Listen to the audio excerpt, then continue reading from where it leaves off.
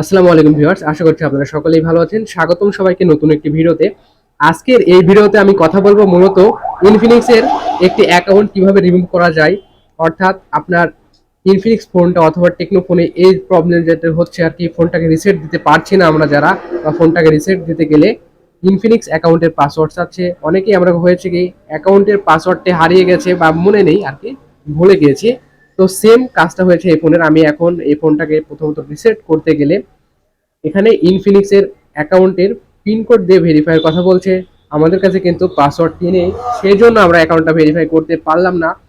তো আমি এখন আপনাদের একটি মেথড দেখাবো আসলে কিভাবে এটা আপনারা বাইপাস করে ফোনটাকে রিসেট করবেন। এখানে কিন্তু আপনার দেখতে পাবেন আসলে অ্যাকাউন্ট প্রাইভেসি বা অ্যাকাউন্ট সিকিউরিটির মধ্যে গেলে এখানে কিন্তু phone number, email number add করার অপশনটা আছে। সেখানে আপনারা ফোন নাম্বার অ্যাড করা যদি না থাকে বা আপনার অ্যাড না করে থাকেন বা ইমেলও অ্যাড না করে থাকেন, সেই জন্য আসলে কিভাবে কাজটা করবেন। প্রথমে ফোনটাকে আমি বন্ধ করে নিচ্ছি এবং বন্ধ করে নেওয়ার পরে আপনাদেরকে এই যে ভলিউম ডাউন বাটন এবং পাওয়ার বাটন, এই বাটনটা প্রেস করে ধরে রাখতে হবে কিছুক্ষণ, অর্থাৎ 5 সেকেন্ড অথবা 10 সেকেন্ড। তো আমি এটাকে 10 সেকেন্ড প্রেস করে রাখবো এবং আপনাদের সামনে নতুন একটি ইন্টারফেস শো হবে। আপনারা সেই প্রক্রিয়াটি সম্পূর্ণভাবে দেখবেন এবং কিভাবে আমি কাজটা করছি সেভাবে আপনারা কাজটা করবেন।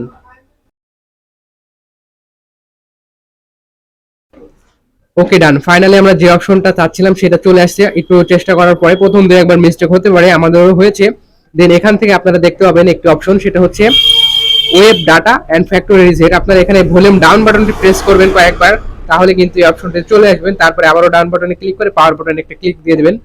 তাহলে এখানে দেখতে পাচ্ছেন এই ডাটাগুলো, যেগুলো ডাটা আছে এই ফোনের, সমস্ত কিছু ফরম্যাট হয়ে যাবে এবং নতুন অবস্থায় যেমনটা ছিল এই ফোন ঠিক তেমনই হয়ে যাবে। এই ডাটা ওয়েব অর্থাৎ ক্লিন হওয়ার জন্য কিছুটা সময় লাগবে, সেক্ষেত্রে আপনারা সময় দিয়ে সঙ্গে থাকবেন এবং পরবর্তী যে স্টেপগুলো আপনার হচ্ছে ফোন স্টার্ট হওয়ার পরে অর্থাৎ ফোনটি অন হওয়ার পরে নেক্সট করতে হয় বা স্কিপ করতে হয়, সেইগুলো স্টেপ আপনারা পর্যায়ক্রমে স্কিপ করে দিবেন। তাহলে কিন্তু আপনার ফোনটি কথাই ফ্রেশ অর্থাৎ আগের মতো হয়ে যাবে, আর রিসেট যে কারণে আপনি দিতে যাচ্ছেন সেটা হয়ে যাবে। তো এটাই ছিল মূলত প্রসেস।